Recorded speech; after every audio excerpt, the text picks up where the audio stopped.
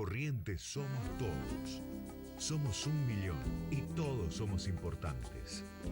Los de la capital y los de cada ciudad del interior. Los chicos que son el futuro y los veteranos que tienen la experiencia. Los hombres y las mujeres tantas veces postergadas. Los emprendedores que crean oportunidades y los más humildes que las necesitan. Nuestros grandes héroes y los que cada día salen a trabajar. Corrientes somos todos.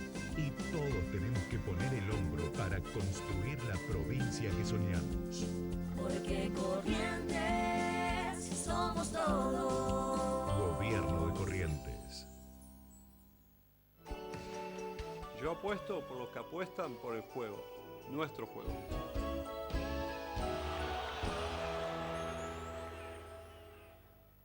A todo color pinturería. Te esperamos en José Gómez 562 entre San Martín y Alvear. Estamos entre las 8 y las 19 para brindarte los mejores precios y calidad de la ciudad. Asesoramientos personales. Comprando con ahora 12 y ahora 18, obtenés un 10% de descuento en todas tus compras y envío sin cargo. Búscanos en las redes sociales como A Todo Color Goya, en Instagram y Facebook. Comunicate con nosotros al 3777-422-666 o al WhatsApp al 3777-622716. A Todo Color Pinturería, el mejor precio para vos.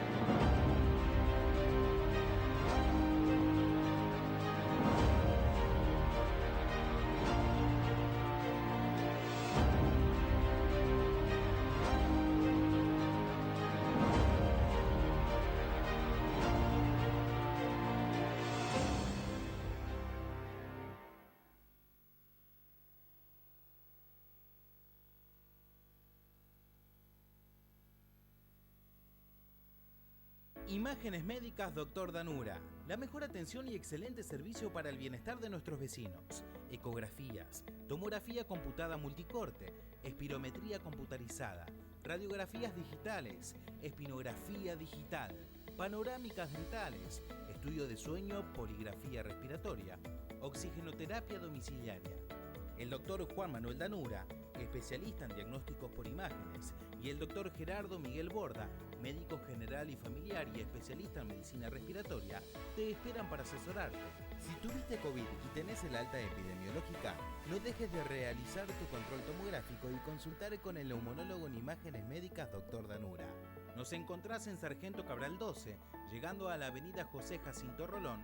Consultanos por horarios al 3777-475783 o escribinos a imdanura@gmail.com.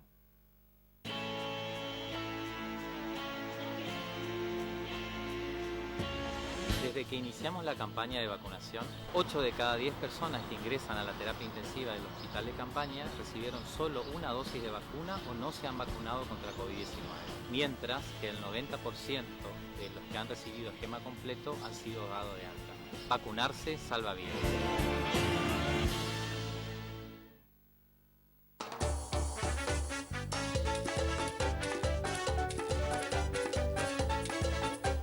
Siempre apoyando a Corrientes, a toda su gente, dispuesta a ayudar. Lotería Correntina. Siempre apoyando el futuro, que todos los sueños se hagan realidad. Apostar por el deporte y la cultura. Lotería. Apostar por la salud y la educación. Lotería. Jugarse por Corrientes es la mejor apuesta. Donde más se necesita. La Correntina está. Lotería Correntina. Siempre está. Gracias a la campaña de vacunación hemos bajado la cantidad de casos enviados al hospital de campaña. Estamos seguros de que cada uno de los que puedan presentar síntomas van a ser mucho más leves. Invito a que te vacunes, que estés atento a la directiva del Hospital Regional Goya, que constantemente va informando a través de sus redes sociales los grupos etarios a quien deben recibir dosis de refuerzo o segunda dosis. Está más que claro que en esta etapa epidemiológica debemos ser más responsables y solidarios, sobre todo con nuestro personal de salud. Es importante que todos nos vacunemos. Vacunate, es importante.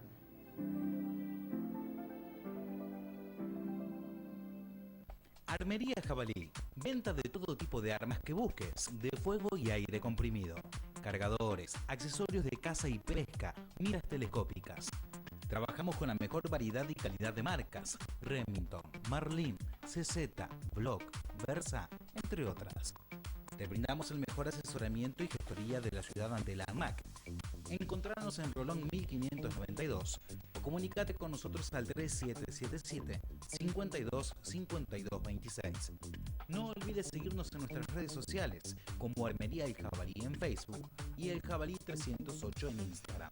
Armería Jabalí, todo para aficionados.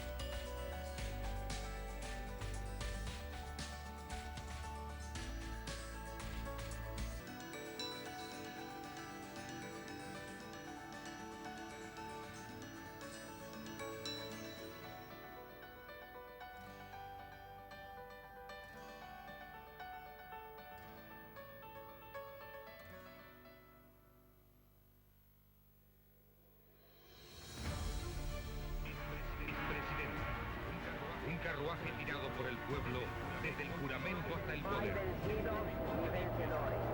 Solamente un pueblo que marcha hacia su lado. Este como tal es un incógnita desaparecido, es un desaparecido. No piensa.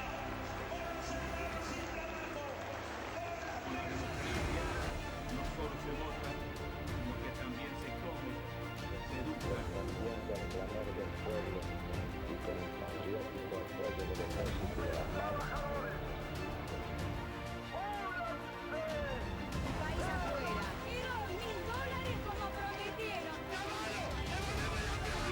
¡No que devuelvan la guita! Los destinos de la patria puedan aparecer en una plaza como esta.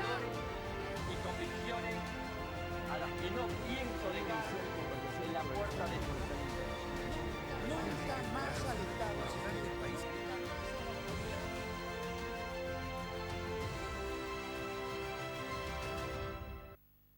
Que uno dice, se duplican los casos y a su vez no hay testeos prácticamente, son muy pocos los testeos. ¿Cuánto COVID habrá entre nosotros? Para hablar de este tema estamos en comunicación con el doctor Conrado Stoll, que siempre nos atiende tan gentilmente a esta hora de la mañana. Doctor, acá 8:30M lo saluda, ¿cómo le va?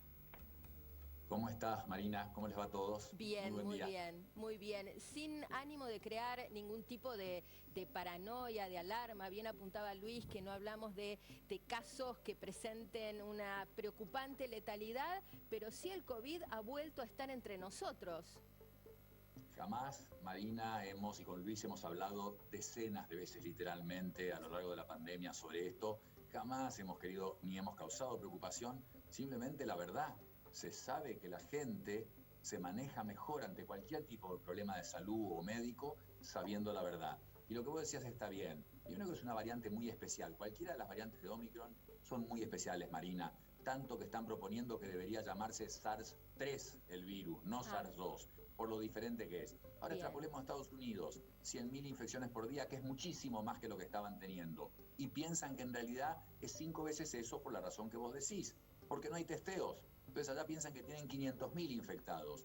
Y el punto es que lo que vos estás transmitiendo y tenemos que transmitirle a la audiencia, no es gratis que aumenten los contagios. Hay que cuidarse, porque está el COVID largo, porque pueden aumentar, y en Estados Unidos ya está clara la curva, como en el resto de países de Europa, Asia, Sudáfrica, la curva de hospitalizaciones ha aumentado. Entonces hay una consecuencia en que aumenten los casos. No hay que decirlo tibiamente. Están aumentando. Cuidémonos y vacunemos bien. Y por último recuerden, Estados Unidos, miren qué catástrofe y vergüenza. Estos días llegó a 1 millón de muertes. Para tener un parámetro, Marina, te cierro con esto. 1 millón de muertes son más que las personas que viven en la ciudad de San Francisco. Son más que todos los muertos por SIDA desde que se detectó la enfermedad en 1983 en ese país. Son más que los muertos por la gripe española, mal llamada española, en ese país. Te quiero decir que es un número catastrófico para Estados Unidos. Una vergüenza, y fue por grieta. Hay un trabajo que compara Estados Unidos con Australia y no queda duda que en Australia la mortalidad es comparable a Estados Unidos en muchas cosas y fue muchísimo menor la mortalidad porque en Australia la gente confía en la ciencia, confía en la salud de su país. En Estados Unidos no. Conrado, aumentaron los casos, no aumentó la letalidad. Están aumentando, lentamente pero aumentando, la cantidad de camas ocupadas. ¿Y qué relación hay entre el COVID y los casos de hepatitis de niños, de bebés, que están creciendo en el mundo en general y en la Argentina en particular? Luis, finalmente se develó. Mirá lo que es la velocidad de la ciencia y qué apasionante realmente, porque ayuda a solucionar problemas. Hace un mes y medio, cuando empezaron estos casos de hepatitis, era todo sorpresa. ¿Por qué chiquitos tan chicos con un adenovirus que no causa hepatitis, el número 41, que causa resfrío, ahora tiene una hepatitis que en muchos casos era fulminante? Quiere decir que requería trasplante o que algunos chicos llegaron a morir. Y la respuesta llegó en los últimos 7 días, que es que, fíjate vos que esto pasa fundamentalmente, edad promedio 3 años, hasta los 15, pero edad promedio 3 años. Son chicos que tuvieron COVID y no están vacunados porque no hay vacuna para esa edad.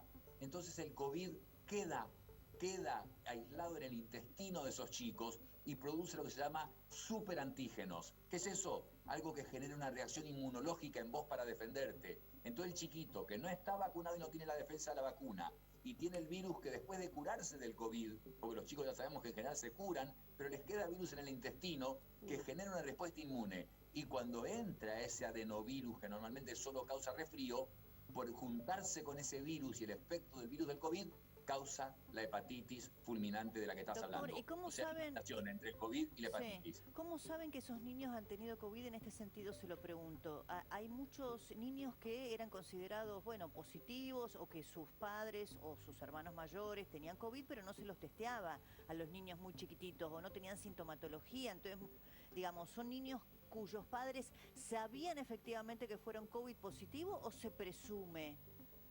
Tenés razón, Débora, muy buena pregunta, pero no, en el Reino Unido y en Estados Unidos vos sabés lo que es la data y cuando de chicos se trata, más aún. Entonces, por ejemplo, en el Reino Unido detectaron 74% de chicos con el adenovirus. No lo encontraron en el 100%, pero la teoría es firme de que es el adenovirus la causa, aunque no fue en el 100%, porque no lo llegan a detectar por distintas razones. Lo mismo lo del COVID. en los números, la mayoría de los chicos en que aparece esta hepatitis fulminante confirmaron con testeo que habían tenido COVID, porque se testean, muchos se testearon, porque en la familia hubo infección, por lo que sea, y estuvieron testeados. Estamos hablando del Reino Unido y de Estados Unidos, que en eso sí lo han hecho muy prolijamente, en otros países que no tenemos los recursos. Entonces, sí, se había confirmado en la inmensa mayoría que habían tenido COVID hasta meses antes y que tenían el adenovirus y que la combinación había ocurrido. Es muy probablemente esa la respuesta. Conrado, te saco del tema, pero te meto en un tema que vos seguramente conocés por ser neurólogo, ¿eh? Y voy a atravesar algunas disciplinas y seguramente habrás leído y hay estudios sobre la materia. Hay una teoría de que el mundo por la pandemia quedó muy afectado emocionalmente, ¿eh? Yo no sé cómo se lo dirá a sus neurotransmisores en el cerebro. Si agregamos que si tenemos en cuenta que el mundo quedó afectado emocionalmente, el fenómeno político de la grieta en todo el mundo, donde hay sesgos todo el tiempo y uno no se puede terminar de poner de acuerdo. Ahora hay una grieta sobre grieta, hartazgo, cansancio, frustración. Lo que pasa en la Argentina debe ser una mezcla de todo eso, ¿no? No hablo de política, hablo de salud, política y el post-COVID, si se puede poner ese título. Tenés razón. Y no empezó Marina diciendo, bueno, Conrado, cuidado, no queremos alertar a la gente, con toda razón dice eso, porque no queremos alertar a la gente que está cansada y ¿sabés qué? Está adaptada. No tenés que invocar que haya habido grietas que expliquen la diferencia de mortalidad, como yo dije antes, entre Estados Unidos y un país como Australia. Eso es otra cosa. Pero la gente ya lo tiene incorporado. Sacá al que pueda tener síndrome de estrés postraumático, médicos, personal de salud en general, personas que en su familia han tenido muertes jóvenes y quedan con un síndrome de angustia crónico, muchos que han tenido depresiones por esto. Saca todo eso, saca el que no tiene ninguna de esas patologías. Los demás tenemos sin duda ya incrustado en nuestra personalidad el COVID-19. No lo vamos a poder sacar y estamos actuando todos los días adaptados a eso. Ya de nuevo, te estoy citando a Darwin. Nos hemos adaptado, por eso sobrevivimos y no es que no nos importa más. Puede haber muy poca gente que no le importa más. Ayer estuve en la Feria del Libro. Yo te diría que la mayor parte de la gente estaba con barbijos y eran miles, decenas de miles de personas circulando en esos pabellones. Entonces lo tenemos incorporado, nos hemos adaptado. Luis, nuestra mente se ha recableado por la ocurrencia de esta pandemia. En todo caso, créeme que tiene un impacto que va a quedar. En todo caso es una buena noticia. Conrado, muchísimas gracias por la disposición, como siempre, ¿eh? Buen día, Luis, buen día a todas. Y además agradecemos de paso por lo bien que sale el Zoom, porque a veces cuando los Zoom salen mal, uno sufre, la audiencia, la audiencia también no lo pasa bien. Debe Así que tener buena conexión el doctor. agradecemos la buena conexión y la buena estética que tiene el Zoom. Empezamos con el desarrollo de títulos, ¿sí?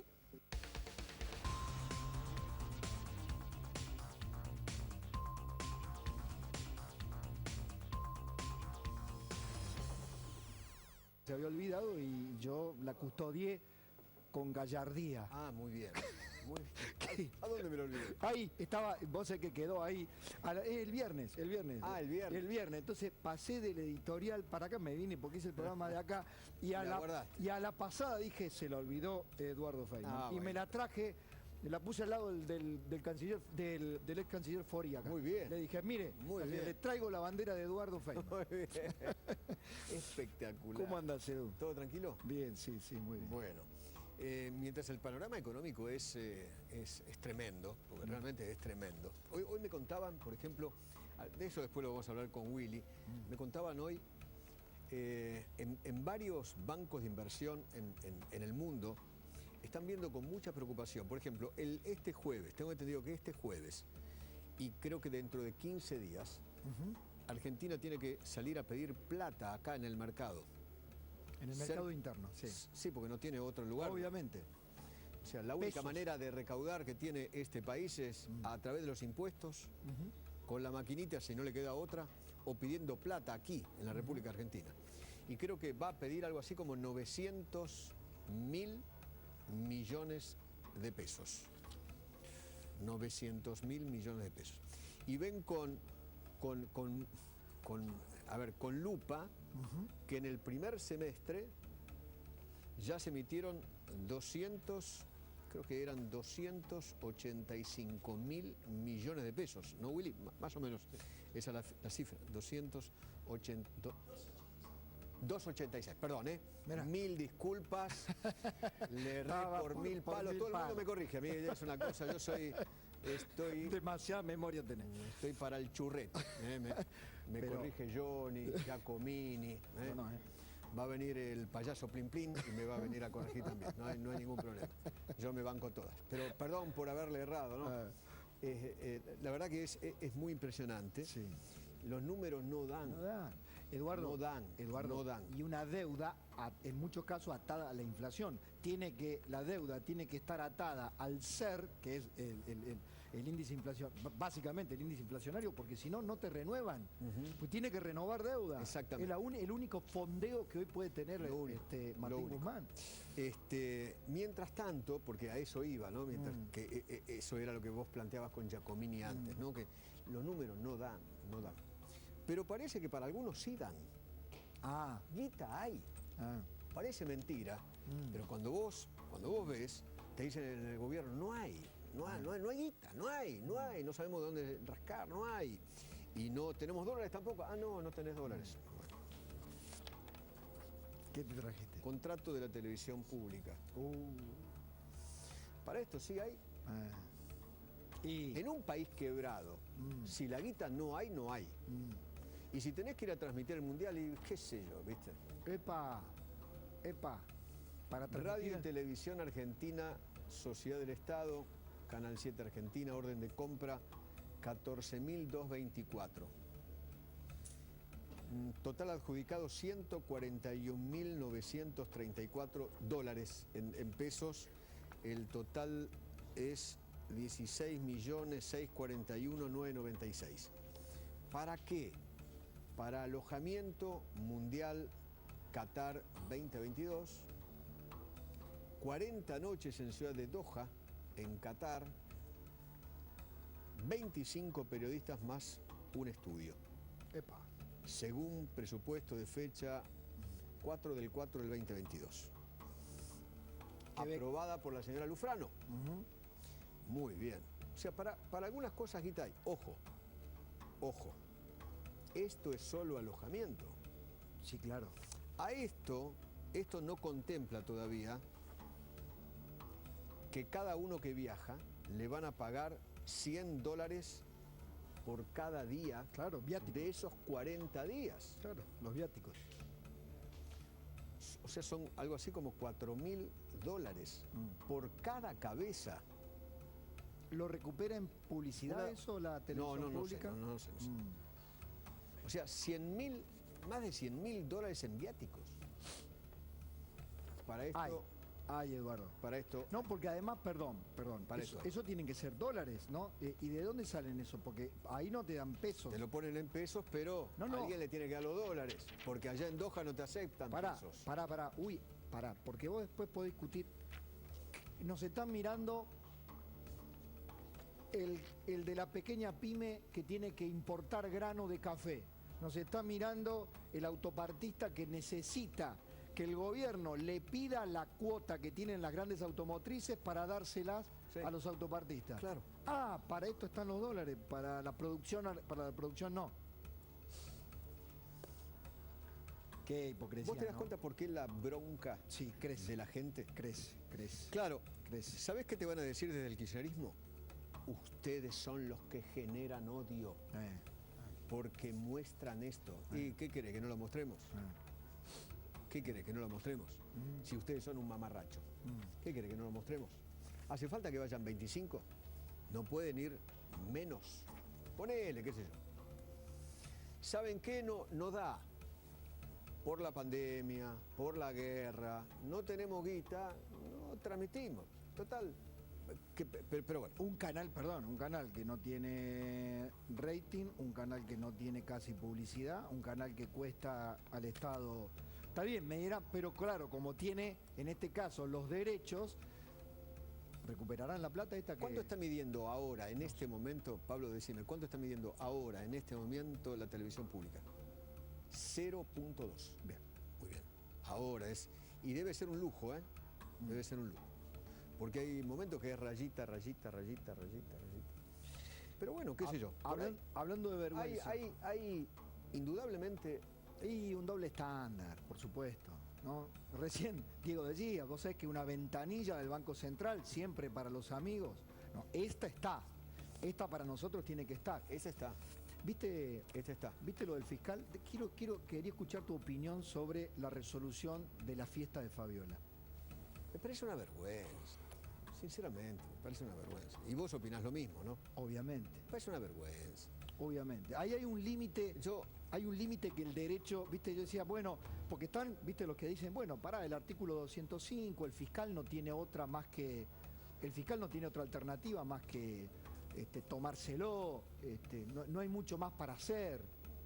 O sea, el Código Penal llegó hasta ahí, aceptarle el palo 600, $8.000, un respirador. Y con eso se cerró la causa. Perdón, el presidente no es cualquiera ahí en esa fiesta. Bueno. El presidente era el que firmaba los decretos. Exacto. Donde le decía a la gente, usted no, porque se acabó el país de los vivos. ¿Vos te acordás de eso? Se acabó el país de los vivos, contra los bobos. Se terminó. Yo pregunto, ¿no? Vos sos el abogado, está Jessy también. Artículo 205 del Código Penal. Penas de entre 6 meses y 2 años de prisión para quien violase las medidas adoptadas por las autoridades para impedir la introducción o propagación de una epidemia. O sea, para quien violase las medidas adoptadas por las autoridades. Todos los que estaban ahí. Cuando un policía usa su arma reglamentaria para cometer un delito, ¿qué es? Es un delito calificado. Y claro, porque es un funcionario público. En este caso, que el presidente, que el que redactó el decreto, es el que viola el artículo 205 del Código Penal, ¿no tiene un agravante? No lo sé, ¿eh? Yo lo pregunto. Debería haberlo. No sé, ahora no recuerdo memoria, Gaby. No recuerdo memoria. No lo tiene. Por eso aplica el 59. Tenés que leer el 59 del Código Penal. ¿Y qué dice? Y ahí está el secreto. El artículo 59 del Código Penal dice extinción de las acciones y las penas. No es sobreseimiento, no es absolución. Es extinción de la acción. Es otro formato. Pero para un funcionario público, ¿existe ese artículo? Sí, aplica. ¿También aplica? Sí, claro. No aplica la probation, no aplica la suspensión de juicio penal comunitario, pero sí la extinción de la acción. Por eso el 59 dice, después lo vamos a ver, dice que la acción penal se extinguirá y en un párrafo dice por conciliación o, que no es el caso, acá no concilia, este es el supuesto, o reparación integral del perjuicio, de conformidad con lo previsto. Esto queda a criterio del fiscal entender si el 1.600.000 satisface o no la infracción a la norma a la cual es juzgado. ¿Puede el fiscal aceptar o no? Y si no, el próximo paso es la indagatoria. ¿Viste la cuenta lo que quieren evitar es la indagatoria, perdón. Claro. Porque al menos, desde el punto de vista, vos querés arreglar rápido, fiscal, ¿cómo lo arreglamos rápido esto? Claro. ¿Cómo rápido? Espere. Vamos, que siga el proceso penal. Sería ejemplar que el profesor de Derecho, ¿no? Profesor universitario, ya sé. Teoría del derecho. Ya sé. Teoría. Él se autopercibe. Está bien. Profesor universitario. Teoría del delito. La parte práctica debería consultarlo con Cristina, porque la parte práctica la conoce y la aplica la señora, la jefa. Jefa de trabajo práctico y la teoría. Bien.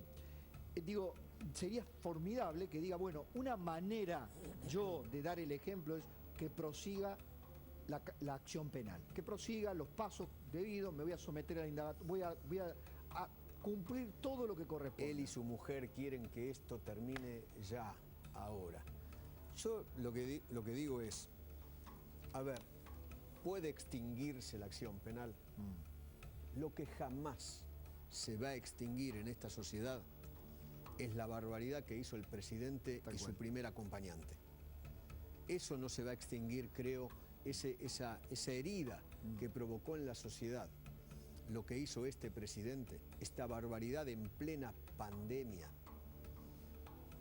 en un momento de salud pública, él riéndose en esa festichola que hicieron en la Quinta de Olivos, cuando todo el mundo sufría en la República Argentina. Me parece que esa imagen no se va a extinguir. No va a poder pagar el olvido. Pagará para la extinción de la acción penal, pero no va a poder pagar el olvido de los argentinos. Pero además, Eduardo, hoy me acordaba, además de eso, lo que vino después, que aquí está Guada, que es una protagonista clave en esta historia, negaron la información. ¿Te acordás la primera foto que mostraste vos? La mostramos en Voces. ¿Y qué salieron a decir esa misma noche? Que era fake, que era mentira. Mentira, que era armada, que nosotros en la foto habíamos puesto al presidente ahí, que eso no había existido, que esa fiesta no era, que esa foto no era de ese momento que nosotros relatábamos. Mintieron. Hasta que Guada la mostró así, de esta forma. Sí, y después siguieron con actos... después apareció el video. Sí, está bien, pero después cargaron con el mensajero, cargaron con Guada. No, pero por supuesto. Hicieron todo tipo de tropelías inmorales. No, Fue toda una gran inmoralidad. No solo la fiesta en sí mismo, sino toda la cadena con la cual se pretendió ocultar el hecho. Y como vos la llamás, la señora, la compañera del presidente, un año después recién pidió perdón, pidió disculpas públicas, ¿no? A partir de de algo que había dicho en principio que no había existido. Exactamente. Que eso era mentira, que no había existido. Y el propio presidente después, primero dijo que no había existido. Segundo, dijo, bueno, mi querida Fabiola. Como diciendo, mirá en la que me mete la querida Fabiola. Y el presidente nunca había estado. Tuvimos al relator del relato, a Víctor Hugo Morales, diciendo... Siempre estuvo ahí. Y después, ¿el relato cuál era? Él pasó por el costadito, así, y pasó a saludar, se fue. No, nunca, esto lo va a acompañar por toda su vida claro. A Alberto Fernández. Mientras la gente moría, sufría, gente que no pudo despedir a sus seres queridos, que no los pudo enterrar, no los pudo abrazar. Yo te digo, yo entiendo... Hijos que no pudieron ver nunca a sus padres mayores durante la pandemia y ellos la pasaban re lindo. ¿El juez Mirabelli tiene prácticamente que aprobarlo automáticamente, homologar el acuerdo? No, pueden homologarlo. No es vinculante. La opinión del fiscal en este caso es vinculante por el sí, no por el no. Si el fiscal no dice, es como la probation, como la suspensión del proceso. Si el fiscal no dice que sí, no procede la concesión del beneficio. En este caso el fiscal, que es un fiscal duro, Federico Domínguez. No se estaría notando. Bueno, ojalá. No, Federico. Fernando Domínguez. Es un fiscal. Ojalá. Es el número 2, el otro es Yuspa. Ahora, Eduardo. Vamos a checar el nombre. Eduardo, volvamos a la gente, ¿no? La gente, como decíamos. Por eso. Porque decime después, hablame de la justicia después, ¿no? Después hablemos de la justicia, hablame de la justicia. La gente, no, ustedes me van a poder explicar todo, pero ¿me quieren decir que un fiscal y un juez van a tratar este caso como una violación más de miles de argentinos? Viste que el Estado decía, lo vamos a perseguir. Y si te acordás cuando dijo, si tengo que ir yo personalmente... A Olivos, cuando un patovica le pegó a un señor de seguridad del edificio. En este caso, el presidente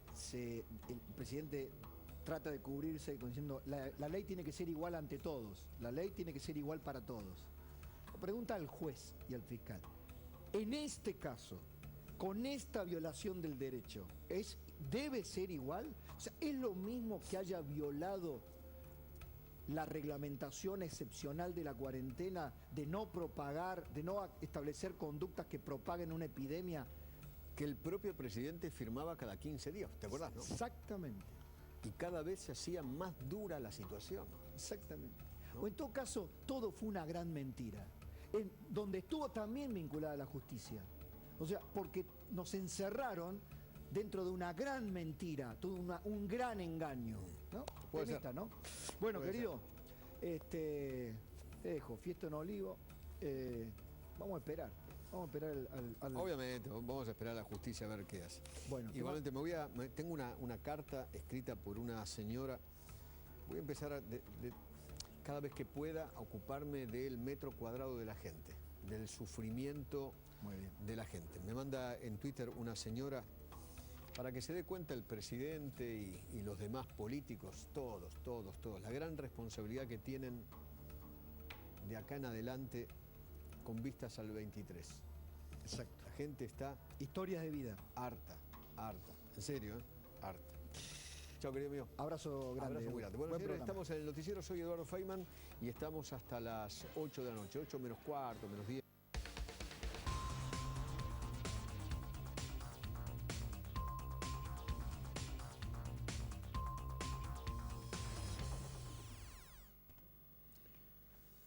Bien, vamos a una nota de nuestro portal Identidad Correntina. Interna feroz en el oficialismo. El gobierno quiere que Cristina participe activamente de las decisiones, pero dice que Alberto no está para obedecer. En la Casa Rosada aceptan que haya una mesa de decisiones, pero aclaran que el presidente no va a acatar órdenes como sugirió Máximo Kirchner. La nota está escrita por Ignacio Ortelli. El fuego cruzado en el frente de todos no se detiene. Tras una semana agitada por el impacto que generaron las declaraciones de Alberto Fernández desde Europa, la interna se reavivó este lunes mientras el ministro de Obras Públicas, Gabriel Katopovic, salió a pedir que Cristina participe activamente y se involucre en la gestión. Desde el gobierno aclararon que el presidente escucha siempre a todos, pero no está para obedecer, como planteó días atrás Máximo Kirchner. En un clima de mucha tensión para varios de diferencias a esta altura irreconciliables, no hace falta que haya en el medio cruces personales para que la puja se renueve. Incluso, ni siquiera que surja una voz extrema de alguno de los dos bandos enfrentados. Esta vez alcanzó con la aparición de Katopovic, uno de los más moderados albertistas, para que nuevamente se dispararan las voces en off que tanto molestan a los K. El intendente de San Martín, en uso de licencia, habló bien temprano en el Destape Radio con el objetivo de poner paños fríos y ayudar a frenar la escalada entre el albertismo y el kirchnerismo. Afirmó que el Frente de Todos hay que contribuir en el debate y en la discusión de ideas y que no hay dudas de que la opinión de Cristina es escuchada por su relevancia, porque siempre tiene claridad conceptual y cada vez que opina quiere lo mejor para la coalición. Bueno, ahí están contrapuntos entre los cristinistas y los albertistas y puntualmente cuál es el reclamo. Tienen todas las cajas, PAMI, ANSES, Aerolínea, tienen ubicada toda su gente en toda la estructura oficial, están todos cobrando, tienen sueldos de 400, 500 mil pesos por mes, los militantes, y que quieren la subordinación y la dependencia del presidente, que acate todas las órdenes que se le imparten. Y ahí está el tema. Mientras tenga la lapicera, dice Alberto, le queda algo de poder dentro de este gran caos que es todo el gobierno nacional. Vamos a otra nota. Está relacionada a nuestra provincia, tiene que ver también con las internas y con el papel que juega el peronismo en la provincia de Corrientes. Dirigentes del Partido Justicialista presentarán la corriente nacional de la militancia. Referentes kirchneristas visitan Corrientes para mostrar unidad. Los diputados Jorge Antonio Romero y Nancy San organizan el encuentro para ratificar el apoyo del peronismo local al gobierno de Alberto Fernández y Cristina Kirchner. Los invitados son Agustín Rossi, funcionarios y legisladores de varias provincias. Todos unidos triunfaremos, es la consigna de la invitación que para el viernes 20 de mayo hacen los diputados nacionales por Corrientes, Jorge Antonio Romero, Nancy San, y el gerente de la obra Añacua, Fabián Ríos, a dirigentes, legisladores y funcionarios nacionales para una jornada de reflexión y una cabal demostración de unidad del Frente de Todos en la presentación de la corriente nacional de la militancia. Entre los invitados destacan al diputado Agustín Rossi, el presidente del bloque Germán Martínez, Victoria Tolosa Paz, Daniel Filmus, Cristina Álvarez Rodríguez y el ministro de Desarrollo Social, Juanchi Zabaleta, junto a otros legisladores nacionales de varias provincias. Queremos presentar el espacio que viene propiciando en todo el país el debate, la reflexión y el trabajo para fortalecer la unidad del PJ y del Frente de Todos, señaló el diputado Jorge Romero, quien junto a la diputada Nancy San y el ex intendente Fabián Ríos preparan el encuentro. Luego de los encuentros realizados en Rosarios y en Las Heras, en Mendoza, en el que se reunieron legisladores, funcionarios y referentes de todo el país con la propuesta Reflexiones sobre presente y futuro de Argentina. La corriente nacional de la militancia se presentará en el suelo correntino. Así, bajo la consigna Todos unidos triunfaremos, el espacio peronista se presentará este viernes en horas de la tarde para concretar un encuentro junto a funcionarios provinciales y nacionales. Bueno, ahí se están reacoplando los compañeros para hacer esa, obviamente, de apoyo a Alberto Fernández y distanciándose con la cámpora. Y lo que representa el kirchnerismo cristinista duro acá en Corrientes. Vamos al editorial de Jorge Fontevecchia. No es la economía, estúpido. Muy buenos días, lunes 16 de mayo. Nosotros estamos comenzando nuestra cuarta semana del programa de radio y nuestra primera del programa de televisión. A partir de ahora estamos en NET, sustituyendo al programa de Ernesto Tenemon, que comenzaba a las 7 de la mañana y continúa de 7 a 8.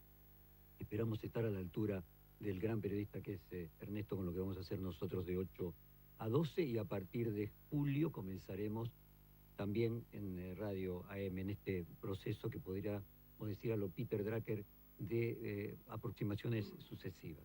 Bueno, el fin de semana estuvo marcado por los ecos de ese asado que tuvo Sergio Massa con varios economistas y los idos de mayo, podríamos decir, de las posibles alternativas de sustitución del ministro de Economía. Entonces vamos a hacer primero un repaso de lo que titulamos No es la economía estúpido, con los participantes de ese asado y luego con lo que sería la alternativa de la oposición, y vamos parte por parte a tratar de construir y de hilar este dilema argentino. Comencemos primero con el gran protagonista de ese asado, que fue Martín Redrado, hecho en la casa de Sergio Massa. Vayamos al audio de Redrado, donde él cuenta la reunión del asado. El martes a la noche estuvimos comiendo un asado más de camaradería con Marco Labaña, con Miguel Peirano, con Diego Bocio, con Martín Rapetti, distintos economistas que hablamos muy seguido entre nosotros, porque sobre todo estamos todos preocupados y ocupados en generar soluciones para la Argentina que viene, pero como vos sabés, y algunas has asistido, yo hablo con dirigentes del oficialismo, de la oposición, con una posición de estar como un economista por encima de la grieta, tratando de generar soluciones prácticas, concretas, no ideológicas para problemas como la inflación, la falta de crecimiento. Creo que ese es el modesto aporte que uno puede hacer. El punto de Redrado es si Redrado sería el ministro de Economía de un Sergio Massa, el jefe de gabinete y super ministro controlando varios ministerios, es la relación con Cristina Kirchner. De hecho, Redrado se, podríamos decir, amigó con Cristina Kirchner. Esta es la propia visión de la relación de Redrado con Cristina Kirchner. Se retomó un diálogo que, como vos señalás muy bien, se había cortado hace 12 años, que bueno, yo sentí que el manoseo y el manoteo de las reservas, no hacerlo desde un punto de vista legal, de llevar este tema al Congreso, no solo iba a ser malo para la Argentina, sino también para el propio gobierno de Cristina Kirchner, y por eso escribí un libro que se llamó Sin Reservas, y que así terminó el gobierno en 2015. Por lo tanto, sentí que la historia había reivindicado la posición que habíamos tenido en términos de defender la institución Banco Central y poner en claro que las reservas no son ni del presidente del Banco Central ni del presidente de la República, sino que simplemente quien está ahí es un servidor público para administrar y darle respaldo a la moneda argentina. Ustedes recordarán que Redrado tuvo una dura pelea con Cristina Kirchner, pero se reamigó, podríamos decir, con los oficios a través de un café con Timerman, que le generó el encuentro con Cristina. Y vamos ahora a lo que Redrado cree que tendría que ser el plan económico alternativo de la Argentina. Vayamos a este audio de 44 segundos. Labaña vino con algo esencial para la política económica, que yo lo reclamo en este momento, que son leyes que le den previsibilidad a la economía argentina. En ese caso era la ley de emergencia económica, que le dio un horizonte. Sin un horizonte para todos los argentinos, un horizonte en materia de, quien nos está escuchando, Jorge, cuánto va a pagar de salarios en el año, cuánto va a ser la tasa de interés, dónde se va a ubicar el tipo de cambio, es decir, sin una coordinación y un programa económico que balice las principales variables económicas, que esto se empezó a dar sobre todo en el segundo semestre del 2002, es muy difícil iniciar un proceso de crecimiento. Bueno, hasta aquí Redrado. En ese asado que organizó Massa, y estaba el hijo de Labaña, Marco Labaña, que mencionaba recién Redrado, estaba Martín Rapetti, el segundo de Diego Bocio. Vayamos entonces a distintas perspectivas de cada uno de los participantes. Ya vimos la de Redrado, vayamos ahora a la de Labaña. Labaña sobre la inflación. Argentina tiene un problema de inflación que ya tiene muchos años, que es uno de los principales problemas que tiene la economía argentina, y claramente para solucionar este tema, que ya es muy estructural, está muy naturalizado, tiene que armarse un esquema donde a lo largo de 2 o 3 años uno pueda ir bajándola para decir, bueno, ya el control de la inflación está. Esto no se puede hacer de un día para el otro, requiere tendencia constantemente a la baja, más allá de un movimiento puntual que puedas tener en un mes, ¿no? Lo que importa es la tendencia más larga.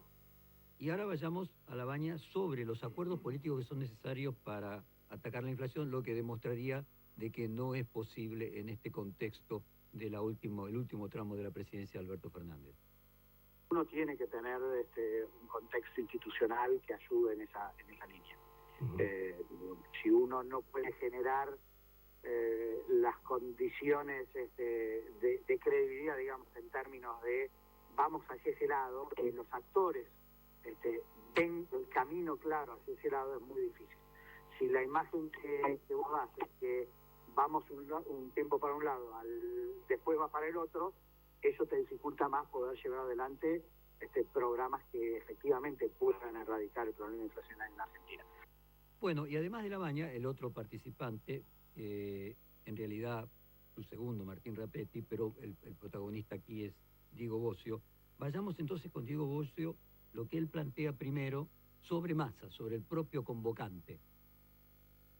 Sergio es una persona muy preparada, que se ha formado, que tiene una formación de Estado muy interesante, que tiene una idea del mundo, que tiene una agenda internacional realmente muy interesante en Israel, en Europa, en Estados Unidos, y que tiene ideas muy importantes. Ahora bien, forma parte de una coalición política, y esa coalición política no necesariamente es el actor principal, el accionista principal de esa coalición política. Y muchas de sus ideas se llevan adelante, pero muchísimas otras no se llevan adelante. Entonces, volviendo a esta idea de que todo lo que multiplica por kirchnerismo parece kirchnerismo, me parece que termina reduciéndose. Bueno, se nos va agotando el tiempo. Queremos compartir distintos momentos periodísticos destacados de toda la jornada de ayer, y dentro de eso está el pase entre Eduardo Feynman y Jonathan Viale, que con mucha actualidad van reviviendo, y lo destacado de por qué compartimos todas estas informaciones son los archivos que ellos tienen, el material de respaldo que manejan, y eso lo hace todavía mucho más importante, porque puede estar de acuerdo o no, puede creerle o no, pero cuando te ponen el archivo de fulano dijo tal cosa y vos estás reviviendo eso, bueno, es más difícil negarlo o ignorarlo. Así que vemos el pase entre Feynman y Viale. Idea 2022. Bueno, querido Johnny Viale, ¿qué tal? ¿Cómo vamos? Edu, ¿cómo ¿Todo estamos? bien? Están mirando qué lejos que están de la gente estos pibes, ¿no? Totalmente. Por favor, ¿a quién le importa? A años luz. La foto con Randazzo. Años luz. La verdad es triste. ¿Qué querés que te diga? Viste que acá blanqueamos estado de ánimo, ¿no? Yo siento que el presidente se nos va a burlar de todos otra vez. Otra vez. A mí me da mucho dolor lo que va a volver a pasar con esta causa de la cuarentena VIP. Me da mucho dolor. Sí, claro, obvio. La primera burla fue en sí la fiesta. La segunda burla fue negarlo. La tercera burla fue echarle la culpa a la señora, a Fabiola. Totalmente. Y ahora viene la cuarta burla. La cuarta burla es cerrar la causa, que va a pasar, estoy seguro que va a pasar, con $8.000. Y va a pedir un crédito. Entonces, yo siento que se nos ríen en la cara. Va a pedir el crédito porque se hace el indigente. Claro. No tengo plata, no sé dónde sacarla. Claro. Imagínense, yo soy un pobre tipo, ¿no? Claro, vive de prestado, ¿no? Pero bueno, qué sé yo. A mí me duele en el alma. El dolor que este señor, que hoy es presidente de la República, ha causado en la sociedad argentina, sí, con esa foto, esa imagen, esa fiesta y todas las otras que ocurrieron, ¿no? Sí. Porque no nos olvidemos también del entrenador del perrito, ¿no? Acordate que como 35 veces fue el entrenador del perrito, ¿no? Sí. El de Dylan el entrenador. Sí, claro. Mientras los chicos no iban al colegio, el perrito del presidente tenía entrenador. Entraba a la Quinta de Olivos, el peluquero, el señor del Botox, el señor que le hacía los vestidos, el otro asesor de no sé qué. Sí. El cumpleaños de Alberto, que se habló Los viajes poco. en helicóptero de la primera dama a Chapadmalal con todos los amigotes. Las reuniones con los diputados. Yo creo que la sociedad, por ese dolor que fue la pandemia, por ese dolor al cual nos sometió el presidente con el dedito levantado, ¿no?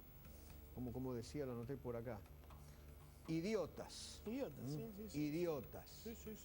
Idiotas que se quieren hacer los vivos. La Argentina de los vivos se terminó, algo así, Exactamente. ¿no? Se terminó. Que se zarpan por encima de los bobos. Sí. Por eso, a mí, yo sinceramente, si me preguntás cómo estoy, los te idiotas contesto. Estaban ahí en la Quinta de Olivos. Bueno, sí. ¿Querés recordarlo? Yo lo puse hace un rato porque creo que vale la pena. Y además hay que poner las fotos. Yo partiría la pantalla con la imagen del presidente y poner la imagen de Solange. Solange se llamaba. Solange Muse, sí. Hoy hablé con el papá. O la otra chiquita que el papá, mira. Abigail.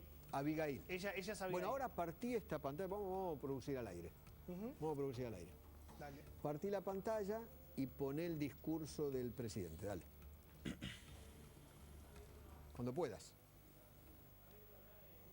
Y a los idiotas les digo, lo mismo que vengo diciendo desde hace mucho tiempo.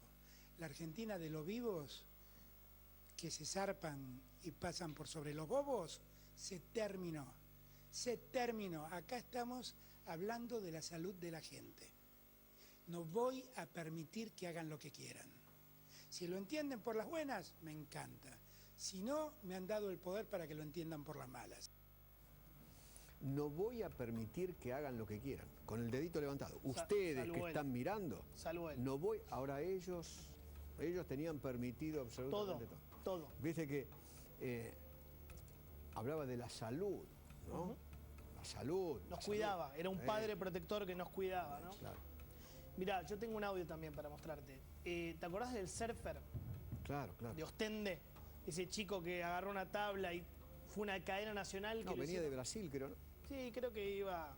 Bueno, Alberto, en ese momento, dijo, vemos a un idiota, se ve que era recurrente la palabra, ¿no? Que se escapó de su casa y apareció en Ostende. Esas personas van a tener que explicar mucho. ¿Querés ver cómo ¿Y lo al decía? cheto de Vicente López después? También. Mira cómo lo decía Alberto. Yo al personal de seguridad, gracias. Y por favor, no cedan un centímetro. Se van a encontrar con idiotas. Los vemos a los idiotas. Vemos un idiota que se escapó de su casa y parece que apareció en Ostende. En Ostende, sí. Esos personajes, la verdad, van a tener que explicarle mucho a la sociedad argentina la desaprensión para con el otro. La desaprensión la tuvieron ahí. Ahí está. Y ahí sí, en esa foto estamos viendo a los idiotas. ¿No? Sí, claro. Ahí no vemos los idiotas. Sí, claro. Sí, Los claro. idiotas en la Quinta de Olivos. Hasta el perro. ¿Sabés qué pasa? Que lo va a terminar cerrando a mí la causa, ¿qué querés que te diga? No me afecta, ¿no? Yo creo que nunca, pero nunca se va a terminar no van a cerrar la herida moral que provocaron. La causa se va a cerrar, él no va a tener... A mí me gustaría que no se cierre la causa. Pero lo que me parece que la sociedad nunca le va a perdonar es la ruptura del contrato moral que hizo usted. Claro, totalmente. Eso nunca nos vamos a olvidar. Yo por lo menos como periodista voy a trabajar para que la gente no se olvide nunca de esto, del dolor porque el daño causado es monumental. Que no son 12 pesos por persona en este país. Claro. No se porque apaga ese es el con valor. plata. No se apaga con plata. Las vacunas que llegaron tarde no se apagan con plata. El dolor de no haber podido despedir a tus muertos no se apaga con plata. La vacuna que se afanaron.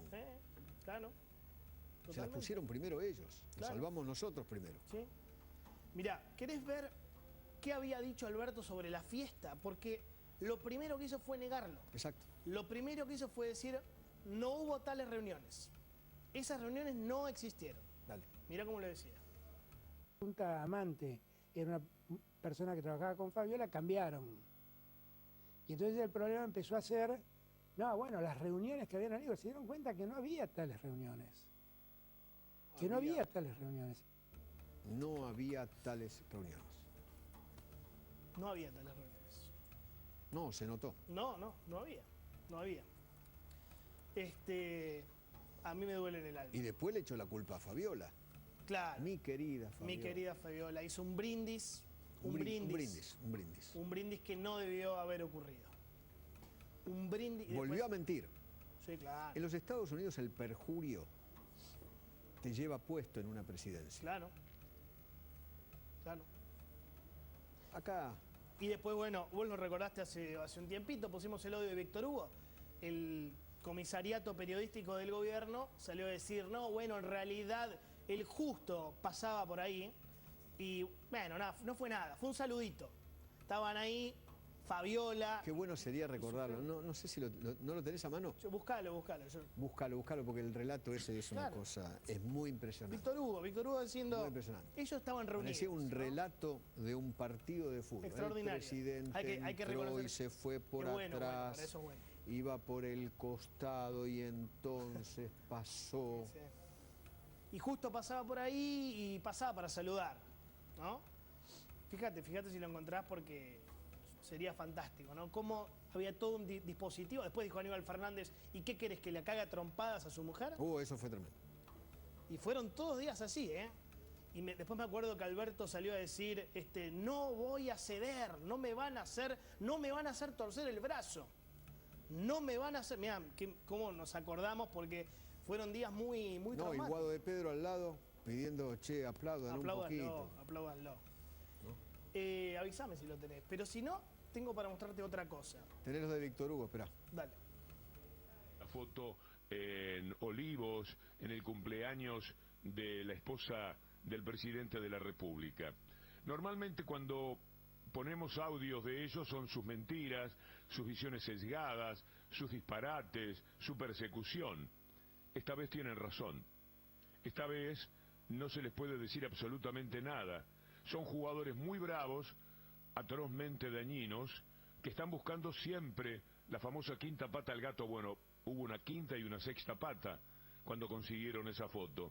Esa foto en la que se nota que al presidente le dijeron pasar a saludar. Me da la impresión por la foto que el lugar que él ocupa en la foto.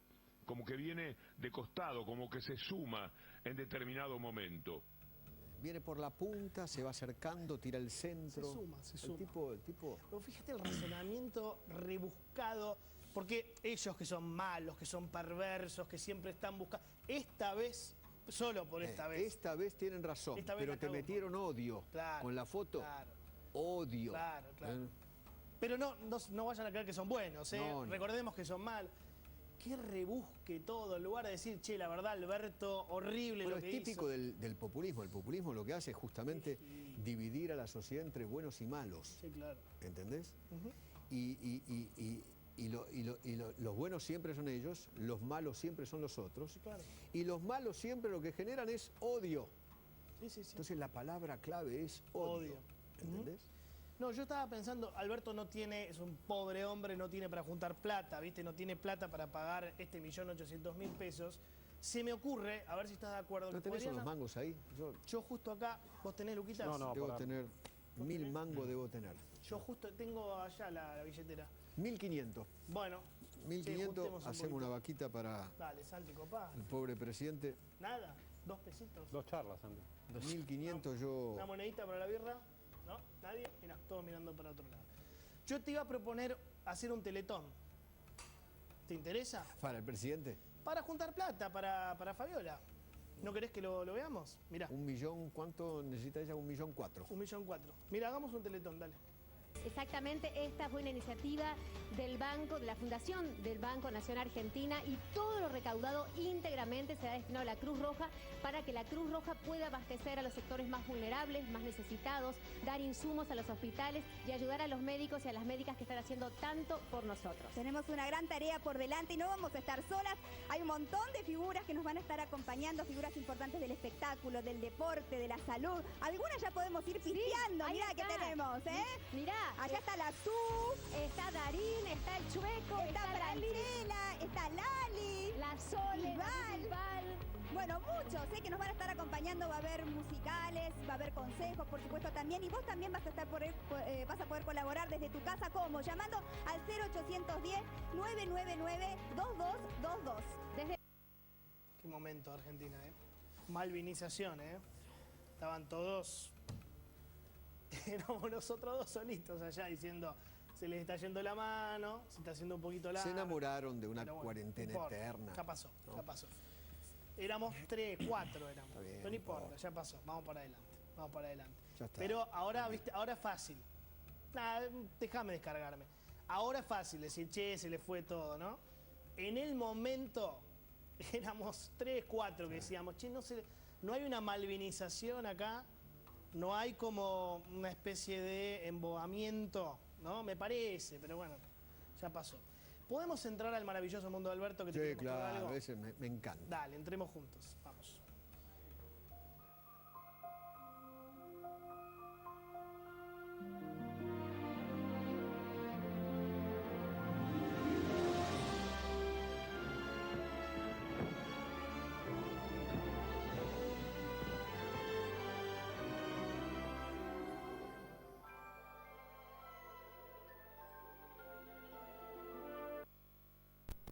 Bueno, ahí lo teníamos al Johnny y al Edu tiene muchos simpatizantes dentro de una cantidad de amigos que yo conozco, ¿no?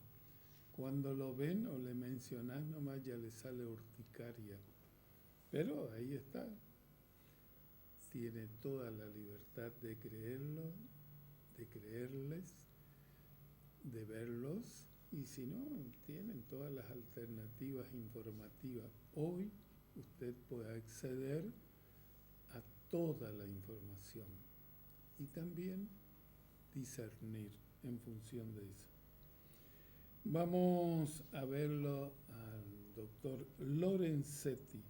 Es peligroso que la justicia se ate a tiempos peligrosos. Todo lo relacionado a la Suprema Corte de Justicia es fundacional para la etapa que tiene que venir. En algún momento vamos a buscar ese camino que nos una y que nos dé esperanza y se organice detrás de un objetivo común. Pero allí la justicia debería ir recuperando su prestigio. Lo vemos al doctor Lorenzetti. En los últimos 15 años hay mucha referencia a la libertad de las personas, la capacidad de decidir qué tipo de vida quiere uno, incluso en niveles que aparentemente son más tradicionales, ¿no? Nosotros hemos trabajado mucho también la libertad de decidir qué tipo de familia uno quiere formar, Claro.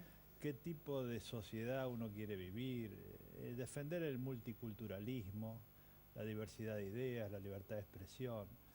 Eso ha hecho la Corte en innumerables fallos, así que, y bueno, y obviamente está en la Constitución, ¿no? Así que estamos en esa línea hace muchos años. Bueno, empezaron los ataques de vuelta. Yo sé que usted me va a decir ya estamos acostumbrados, pero mire, le quiero mostrar lo que dijo el ministro de Justicia, porque no es cualquiera, es el ministro de Justicia, Ricardo, el doctor Soria. La Corte Suprema son los padrinos de la persecución política, judicial y mediática del macrismo. Cuando uno les dice la verdad, algunos atorrantes se ponen como locos y si se las decís en la cara, peor todavía. ¿Qué piensa un miembro de la Corte cuando ve estas declaraciones?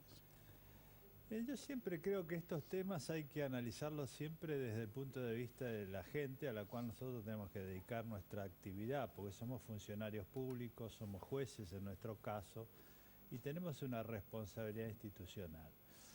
Y la verdad, desde el punto de vista de cada uno de los ciudadanos de la Argentina, importa poco esta cuestión de las declaraciones, el ruido, las peleas, los insultos.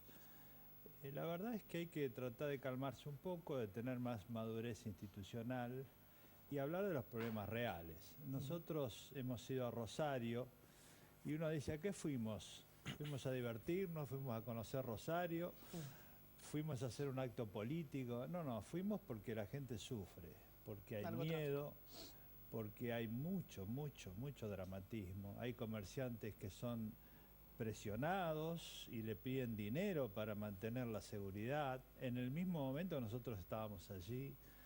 Hay familias que querían enviar sus hijos a la escuela y los amenazaban, ¿no? Porque va a haber atentados, porque está este acto. Hay jueces amenazados. Hay jueces amenazados. Hay palabras que los argentinos nunca hemos escuchado, como sicarios. Sí.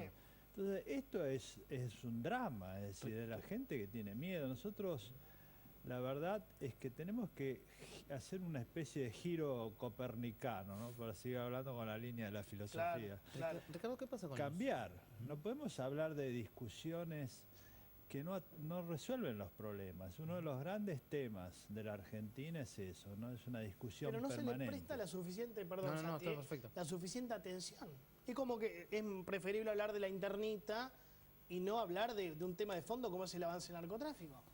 Para nosotros es el tema. Es el tema. Por eso nosotros dijimos en ese acto, la Corte Suprema hace muchos años, 2009, dictamos una sentencia y dijimos hay que hacer políticas de Estado. Bueno, no se hicieron. La consecuencia de no hacerlo no es una discusión banal, es que pasaron más de una década y ahí hubo muertes, asesinatos, aparecieron los sicarios, los secuestros extorsivos, el miedo en la sociedad, vivir con miedo. O sea, hace 10 años eso no existía. Entonces, si hubiéramos sido prudentes, maduros institucionalmente, y en lugar de discutir todo el tiempo, insultarnos, amenazarnos, nos hubiéramos dedicado todos a hacer una práctica que a lo mejor no es tan llamativa, no es tan altisonante, pero sí es eficaz. Trabajar en un problema concreto. Y trabajar en un problema concreto es solucionarlo. Es decir, esto no hay nadie que lo pueda arreglar solo. Ricardo, hay un diagnóstico claro. Obviamente es muy difícil tomar acción si no se sabe bien el diagnóstico. Nosotros tuvimos de invitada a María Eugenia Vidal y a Bernie, y los dos dijeron cosas contrarias respecto al narcotráfico. Alguno dijo, derribé búnkers, el otro dijo, no derribó búnkers, esto venía cayendo, el otro dice, venía subiendo. Digo, está claro lo que pasa con el narcotráfico, pese a que todos sabemos que hay sicarios, que está creciendo, que en Rosario sobre todo es un centro importante, digo, pero en números, digamos, ¿el diagnóstico está claro? Sí, está muy claro. No hay nadie que discute el diagnóstico. Y la verdad es que en la Argentina casi todos los problemas tenemos una enfermedad de diagnóstico, tenemos sobrediagnosticado. El problema es que no hay soluciones. Acción. Okay. ¿Por qué no hay solución? Nosotros lo que hemos intentado decir es, hay que estudiar por qué fracasamos, no por qué tenemos éxito, porque éxito no tenemos. ¿Por qué fracasamos como sociedad o institucionalmente para resolver estos problemas que son complejos? Bueno, hay todos mecanismos electorales que implican siempre dar beneficios para ganar elecciones. Nadie promete costos y gana elecciones. Entonces, todos los grandes problemas complejos requieren costos, decisiones duras. Entonces, nadie las toma. Entonces, por eso lo que decimos es, hay que sacarlo de la agenda electoral. Varios temas, entre ellos el narcotráfico. Primer punto, porque si no, es todo una hoguera de vanidades, o de fotografías o de actos intrascendentes, que es lo que sufre la población. Dice, ¿Y qué hay bueno, que hacer? Vamos ahí, después ¿qué pasa? No pasa nada. Arribamos al búnker, terminó, Claro, chao. entonces, segundo concepto, tenemos que trabajar en conjunto, porque si no, nadie puede solucionarlo solo y todos los niveles dicen, yo no puedo. Por ejemplo, el intendente dice, yo no puedo, quiero ir al barrio, pero el problema es más grande, es de la provincia. El gobernador dice, bueno, yo no puedo porque el problema es más grande, es de la nación dice es internacional, los jueces decimos no, es de la policía de los jueces. No puede funcionar así. Entonces, lo que nosotros hemos propuesto para este y otros temas es un trabajo de política de Estado, que no significa crear, gastar dinero, sino trabajar en conjunto todos los días. ¿Por qué? Porque el narcotráfico se soluciona, pero se soluciona con una política multicausal, integral. Nosotros tenemos que decir, bueno, esto lo dijimos en el 2009. Primero, hay que tener una política social, hay que ir al barrio. Nosotros lo hicimos acá, no estamos hablando de cosas que no conocemos. Hicimos reuniones en la Corte donde estaban los obispos, los curas del barrio, las asociaciones del barrio, llamamos a los intendentes. Bueno, a ver, se institucionaliza, porque si no uno detiene a un narco y después vuelve otro. Claro. Hay una, déjame preguntarte algo vinculado a eso que yo no termino de entender algo. La Corte Suprema es la punta de la pirámide jurídica, está por encima de toda la justicia. ¿Por qué ustedes tienen que terminar interviniendo en un tema como el narcotráfico cuando hay infinidad de instancias anteriores? Vos recién decías porque falla el intendente, falla el gobernador. Ahora, la falla más importante, ¿dónde está? Porque toda la justicia ordinaria que está bajo de ustedes no lo resuelve, falta que la fiscalía... Pero no ese es el problema. Nosotros, la Corte es la última instancia cuando hay un juicio. Claro. Pero acá no hablamos de juicio, estamos hablando de una política de Estado. Es decir, ¿cómo se soluciona? En realidad debería haber menos juicios. Claro. ¿Por qué decimos eso? Lo primero es lo social, institucionalizar. Lo segundo es el control represivo, que tiene dos partes. Una es que la policía esté más presente para que la gente esté tranquila, los vea, da una tranquilidad. Sí, claro. Y lo segundo es que esa policía tiene que tener inteligencia, es decir, trabajar con sistemas más sofisticados, que son los drones, los mapas digitales, las comunicaciones. Ir a buscar la oferta. Exactamente, y además desarticular la economía del delito, porque en todos estos delitos siempre se los hace porque se gana dinero. Claro. Entonces hay que trabajar en el lavado de dinero. Fíjense, ahora hubo un caso que llegó a un país extranjero con un barco que sale de Santa Fe. Entonces el tema es, a ver, controlemos la aduana, controlemos los puertos, es decir, todo eso requiere una integralidad, un lugar donde todos se junten, compartan la información y actúen de manera conjunta. Ahora, si lo que hacemos es pelearnos todos los días y discutir, eso no funciona. No es por pelear, Ricardo, es muy interesante escucharlo. No. ¿Suma que desde una intendencia, un lugar del Estado, se diga consumí un poquito? ¿Sabe lo que le estoy diciendo? El consumo responsable. Estoy hablando de lo que pasó con Morón concretamente, que una intendencia decía consuma un poquito, despacito para ver qué le pasa al cuerpo. Cocaína, no estamos hablando de marihuana. Por supuesto que nos suma, porque lo que ocurre es que todos hablan y no hay un contexto claro de cuál es el mensaje. Por eso decimos política de Estado. No puede ser que todo el mundo diga cosas distintas. Cada uno va a tirar. La población necesita políticas claras, por el que todos digamos lo mismo. El país va para allá, la política de Estado va para allá y el narcotráfico se lo combate de esta manera. Claro. Cada uno tirando. No puede ser que no haya un acuerdo mínimo. Claro. Hay cuestiones que son superiores a las divisiones políticas, a las divisiones territoriales. Y si hay algo que nosotros hemos logrado es la unidad del Poder Judicial Federal. Porque hemos trabajado hace muchos meses, digamos, muchos tiempos ya, más de meses, en la unidad interna. No hay una grieta como a veces yo veo que se analiza políticamente. Y en la Corte también se habla mucho de una grieta. ¿La Corte está unida? Estamos unidos, hay un tema muy superior a nosotros. No podemos discutir en estos temas. Creo que hay discusiones en un fallo, sí, porque hay distintas opiniones. Pero todos tenemos que entender que hay problemas que son superiores a las vanidades, a las discusiones del poder. Yo le pregunto por esto. ¿Vio que el otro día hubo una marcha contra la Corte? Una marcha, creo que estaba Madou Boudou, estaba Baradel, había actores del kirchnerismo. Ahí está. Y ahí lo estamos viendo, ¿no? Y el mensaje era, se tienen que ir. Usted se tiene que ir, Maqueda se tiene que ir, Rosati, Rosenkrantz, se tienen que ir los 4. ¿Qué hay para responderle a esa gente que pedía la renuncia? Simplemente nosotros respetamos el ejercicio de la libertad de expresión. Punto. Lo importante es, para la gente que nos escucha, ¿la Corte cede a esas expresiones o no? No cede. No van a está ceder. Claro. Eso tiene que ser muy claro y no es que lo digamos. Eso es muy importante. Nosotros, no es menor esto que está diciendo. Pero la realidad es que cuando nosotros ingresamos, yo ingresé hace 15 años, tengo 25 libros escritos. Nunca cambié de opinión, porque si yo cambio de opinión, no puedo volver a la facultad. Entonces, cuando uno analiza las decisiones de la Corte de los últimos 15 años, por decir del periodo de la democracia, o los últimos 15, que son los que yo he entrado, no cambió.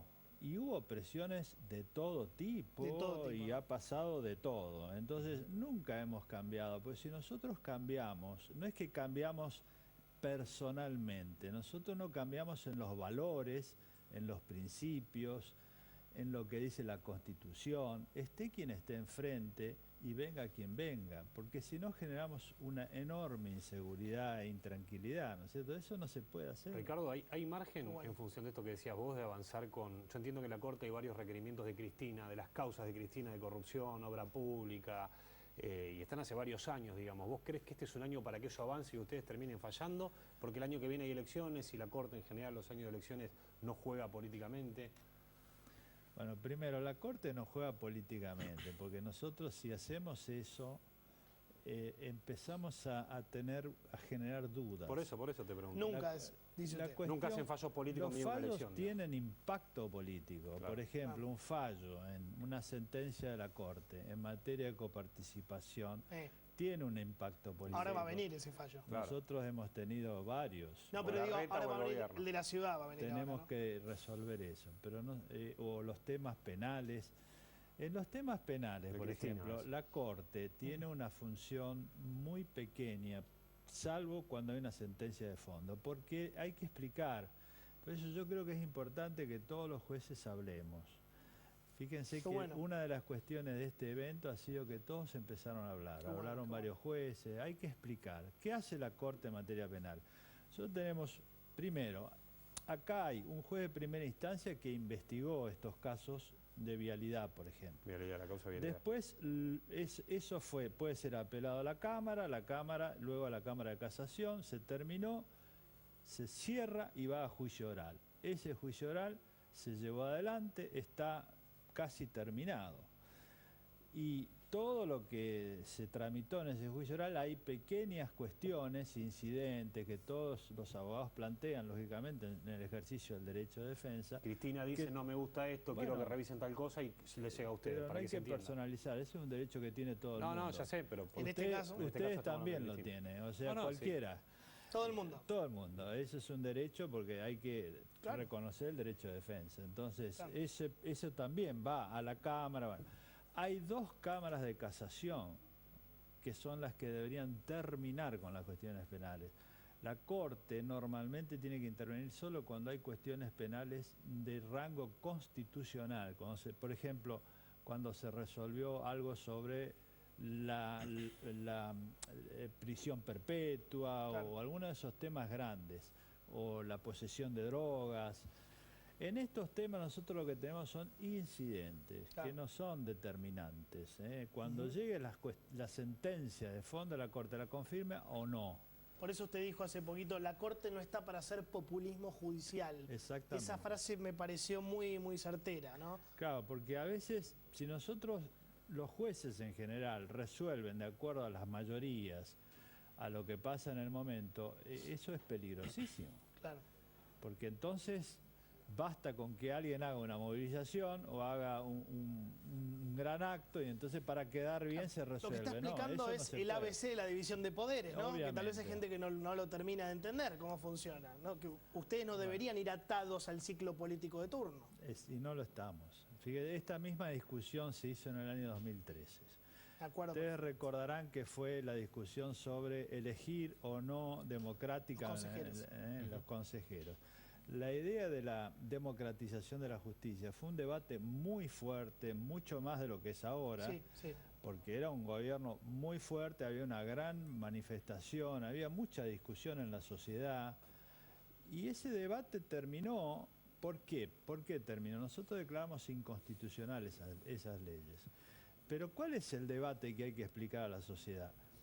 Es legítimo en nuestro sistema que haya democracia y las elecciones. Por lo que decías recién, acá no hay nadie que sea dueño de nada. La gente, el pueblo, cada uno de los ciudadanos tiene su derecho a elegir un presidente o los diputados o los senadores.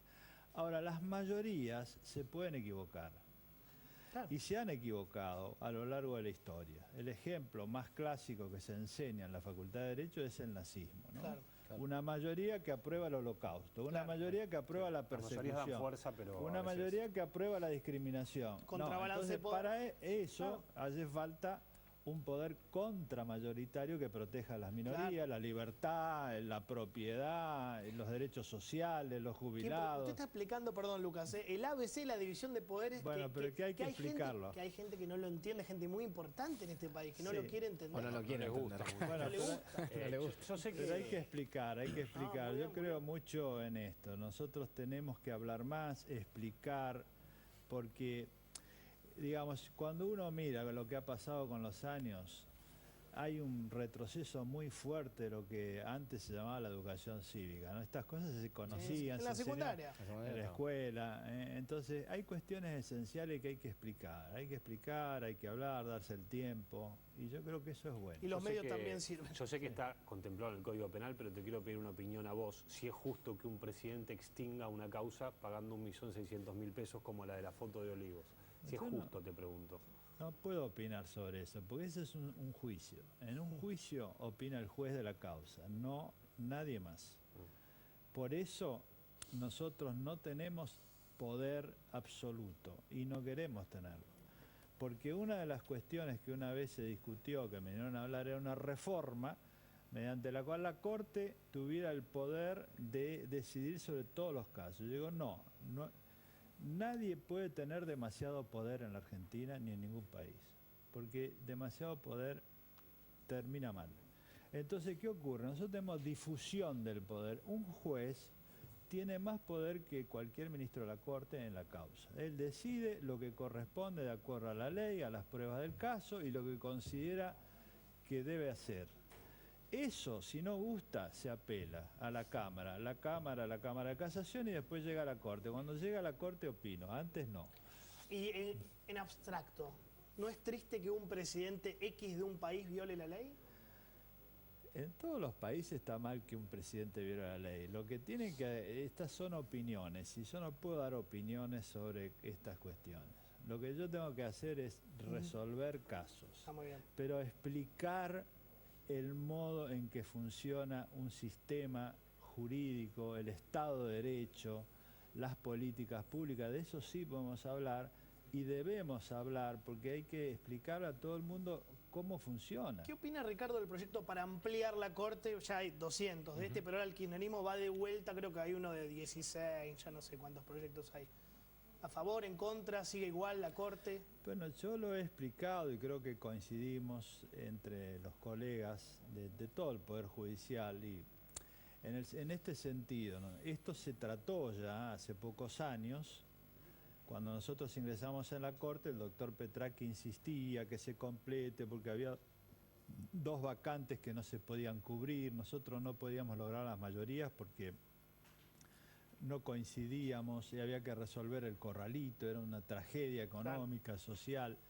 Entonces se habló en el Congreso, se pidió una ley y esa ley fue propuesta en ese momento por Cristina Kirchner, que estaba en el Senado, fue sancionada, es la ley que rige ahora, y también hubo un decreto, el 222, que estableció claramente la diversidad de género, que fue del presidente Kirchner.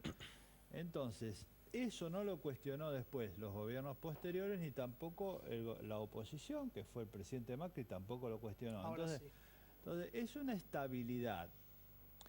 Bueno, ¿hay que completar los cargos? Sí, hay que completarlos. ¿Se puede discutir? Sí, todo es discutible. Ahora, lo que necesita nuestro pueblo en la Argentina es tranquilidad y estabilidad. Porque si nosotros vivimos todo el tiempo en turbulencia, nadie puede planificar nada.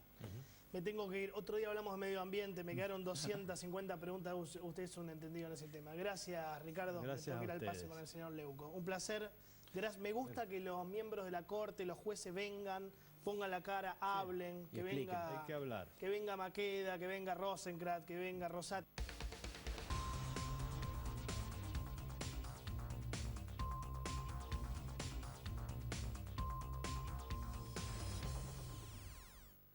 Quiero ir a la tapa del día, porque ya llegó ella, nuestra invitada del día, que es Beatriz Arlo. Está con nosotros acá, pensadora, escritora, intelectual. Y Eddie, que está en su casa, pero que siempre colabora y no se cansa, nos dejó la tapa del día, de Para que sepas, que se la dedicó justamente a Beatriz Arlo, y tiene que ver un poco con lo que planteábamos al comienzo del programa. ¿A dónde está esta Argentina? ¿Dónde queda la salida del fracaso?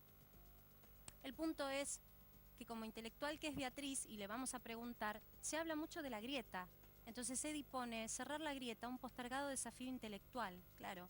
Una Argentina en donde ahora las grietas también aparecen dentro de las coaliciones que se armaron, tanto para gobernar como para la oposición. Así que le damos la bienvenida, buenas noches. ¿Cómo estás, Beatriz? ¿Cómo te va? ¿Te gustó la tapa? Sí. Dejásela, así la ve. Saliste linda, ¿eh? La verdad que súper favorecida, muy linda, pero picante el tema que plantea Eddie, y es real.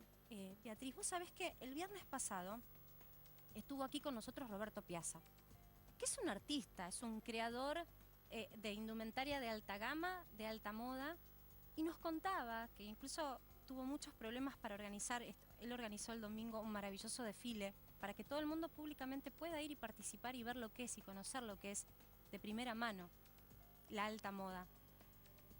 Un desfile público, abierto, gratuito, y decía, es tan, pero tan importante la grieta que hay en el país, lamentablemente, que recibo por solamente mostrar en mis redes sociales lo que hago, que es mi creación, que son vestidos, por supuesto, costosos, porque eso es la indumentaria de ese rubro.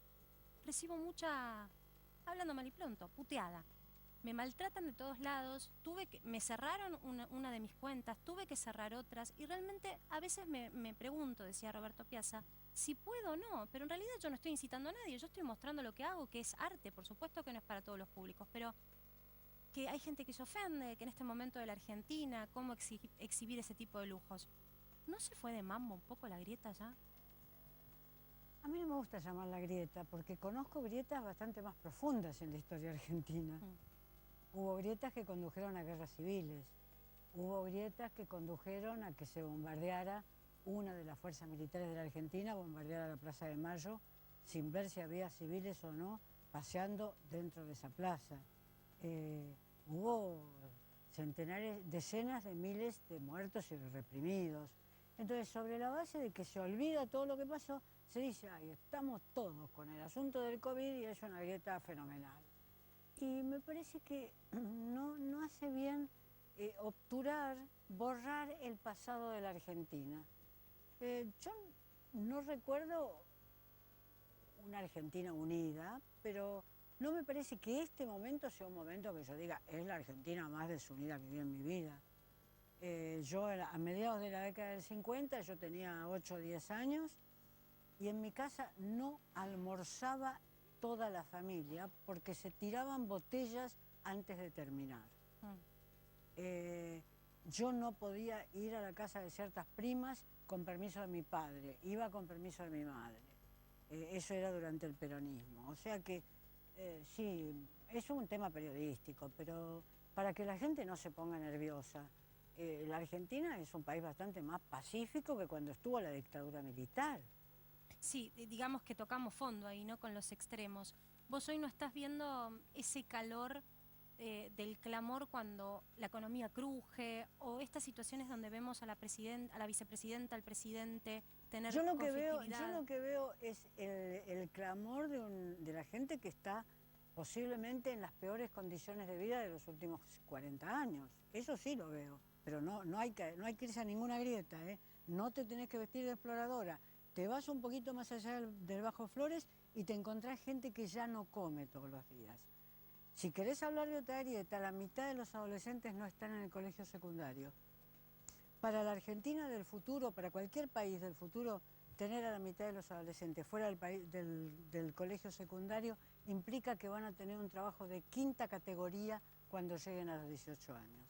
Ahora, entonces pensemos en esas cosas, porque si no nos tomamos a un tema, nos agarramos furiosamente a un tema. ¿Por qué?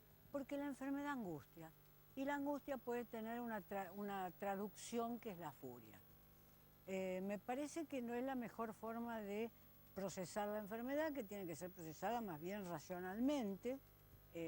No es un mal que nos han enviado los dioses, es un mal que está en el cuerpo, que puede liquidar el cuerpo, pero no es un mal que los hombres y mujeres no puedan manejar. Y en cambio hay otros males que los hombres y mujeres deberían manejar, como es la mitad de los adolescentes fuera de la escuela media, que no parece provocar la alarma de ninguna grieta. Es decir, que un chico que viva en Coglan o que viva en Flores pueda ir a la escuela media, y que un chico que viva en el Bajo Flores no vaya a la escuela media, no parece provocar ninguna grieta. Pero entonces, de nuevo, estamos equivocados. ¿La política no se está ocupando de los chicos sin futuro? Las personas no se están ocupando, porque están hablando todo el tiempo de esa grieta que nos desune a los argentinos, sin darle contenido a la grieta. Cuando uno piensa que algo nos desune a los argentinos, lo lógico sería pensarle contenido a eso que nos desune. En el siglo XIX nos desunía y hubo guerras civiles porque había dirigentes políticos y militares que pensaban que la Argentina debía organizarse de un cierto modo, federal o como fuere, y otros dirigentes políticos que pensaban de manera diferente. Y ahí se llegó a la guerra.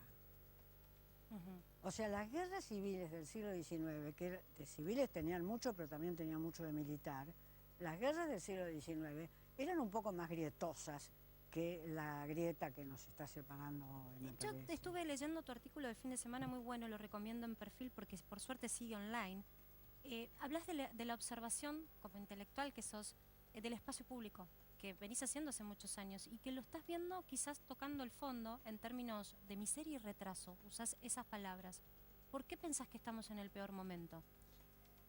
Es uno de los momentos más bajos de experiencia del espacio público que yo recuerdo en mi vida. Cuando vos vas hablando con la gente por la calle, que es algo que yo hago cotidianamente con decenas de personas, la gente no tiene ningún horizonte de esperanza. ¿Qué te dice la gente? En este tono, los políticos son en tono Milei lo dice, aunque no sepan ni quién es Milei. Los políticos son todos iguales, están acá para llenarse, no les importamos nosotros, afanan todo el tiempo. Lo dicen en tono Milei. Milei sintoniza muy bien, desgraciadamente sintoniza muy bien algo que no conduce a ninguna construcción política. Donde hubo construcciones políticas y cuando hubo construcciones políticas en la Argentina, no era por dirigentes que decían los políticos afanan todo el tiempo y yo no lo soporto más. No era así, no era así. Ni siquiera los que combatieron... No sos muy crítica de Milei, no te gusta lo que hace, pero increíblemente cada vez crece más si uno cree en las encuestas. Ah, bueno. Sí. ¿Por qué pensás que su imagen está cada vez más arriba? Porque expresa eso, expresa exactamente lo que la gente te dice por la calle. ¿El que se vayan todos es parecido a esto que está pasando con Milei? Lo vimos en Tenía 2001, es que se vayan todos tenía un poco más de contenido político, yo creo. Porque se había pasado ya un periodo presidencial, la gente estaba desilusionada con lo que había votado y tenía quizás un ingrediente más político. Pero eso hay que analizarlo. Lo que yo me resisto es a usar fórmulas para este periodo. ¿No? Me he resistido, ya bastante en mi vida me equivoqué usando fórmulas para envejecer y estar con un pie en la tumba para seguir usando las mismas fórmulas. Sarlo, ponete las pilas y pensá un poco. Me gusta que haces una autocrítica, como buena pensadora que sos, te pensás a vos mismo. Les encantan las redes. Sarlo dijo que se equivocó todo el mundo. Pero te pregunto eso porque la verdad que es válido para todo ser humano. La autocrítica te hace mejor. ¿Y cómo son los espacios de un intelectual como vos de la autocrítica? ¿Cómo la practicás? Bueno, en principio, los hombres y mujeres que pertenecen a espacios religiosos conocen una forma de la autocrítica, que es cierto tipo de confesión, sea cual sea, y el arrepentimiento. Eso es conocido en la Iglesia Católica y en todas las iglesias no católicas de índole cristiana, y de las otras no voy a hablar porque no conozco, pero descuento que también existe ese espacio, por una parte. Por otra parte, fue una larga tradición política. Los partidos de izquierda instituyeron a la autocrítica como uno de los modos de pensar sus errores. Eso fue algo que se instituyó en el correr del siglo XX. Un modo de pensar sus errores era la autocrítica. Y los líderes autoritarios de la izquierda, un Stalin, por ejemplo, no iba a incurrir jamás en la debilidad de la autocrítica. O sea, la autocrítica es algo que cuando uno tiene relaciones cotidianas normales realiza todos los días. Estuvo mal con un amigo y quiere reparar eso que hizo que estuvo mal y dice, bueno, charlemos. Casi que hablas de la conciencia, ¿no? Como uno que tiene la voz de la conciencia que le va repitiendo, mira, por acá te fuiste de mambo, revisás. Casi que al final del día uno tiene eso. Esa alarmita que yo le digo la conciencia, la voz de la conciencia, para otros será otra historia.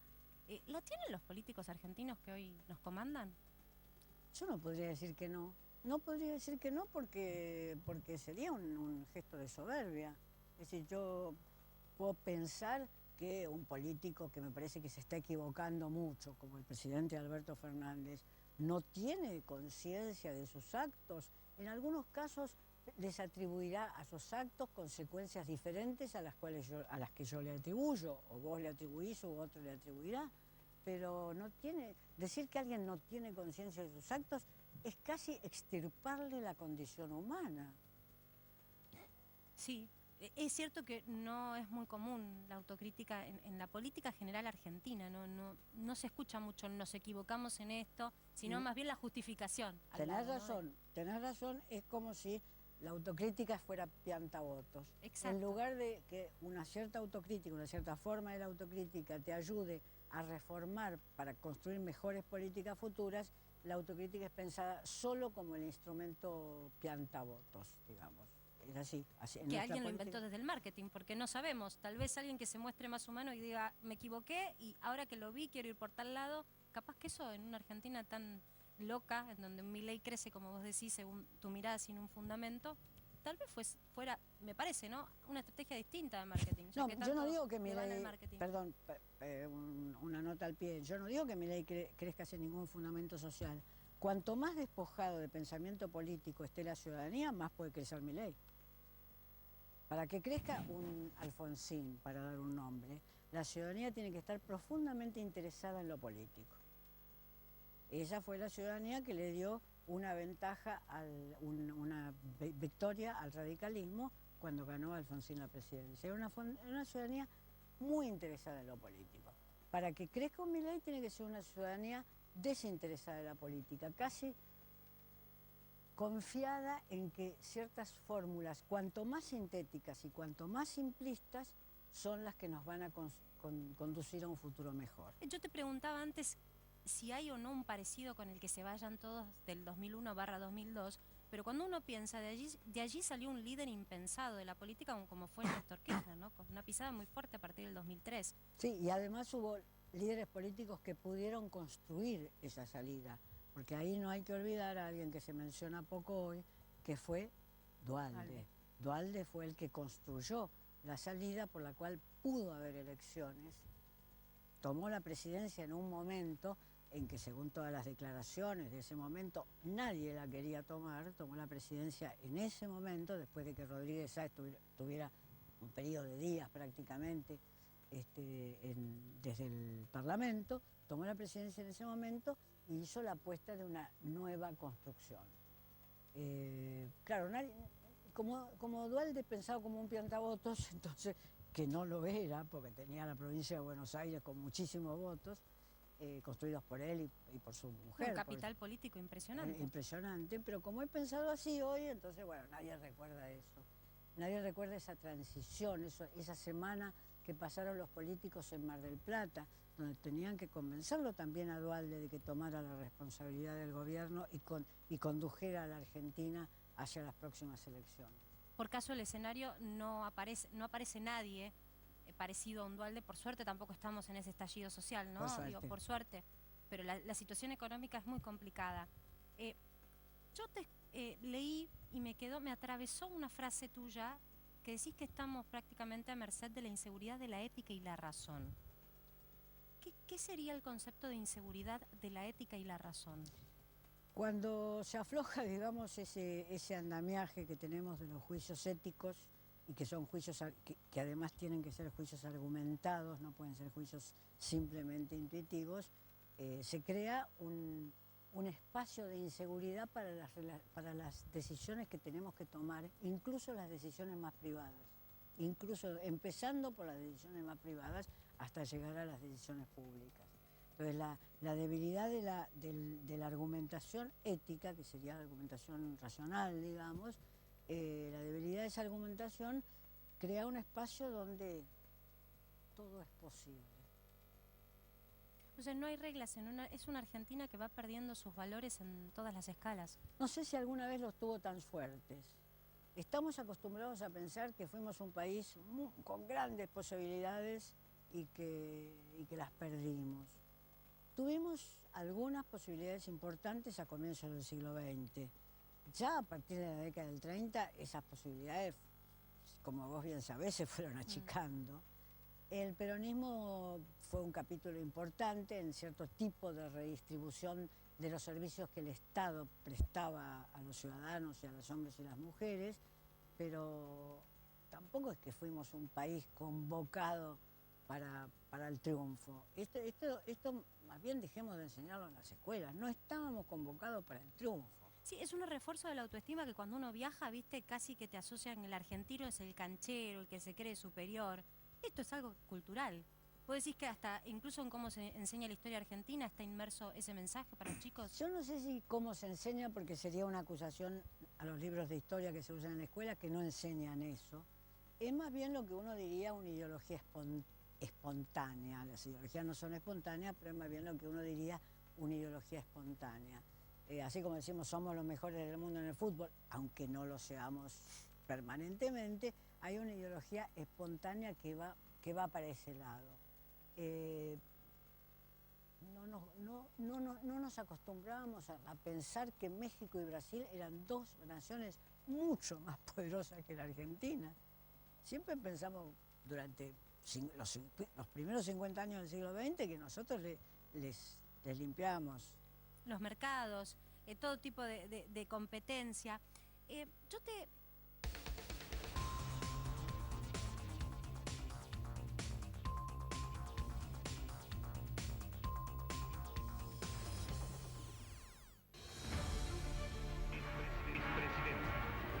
Un carruaje tirado por el pueblo desde el juramento hasta el poder. Vencidos y vencedores.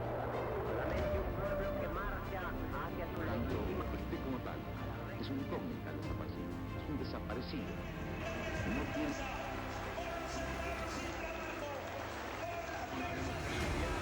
No solo se vota, sino que también se come, se educa.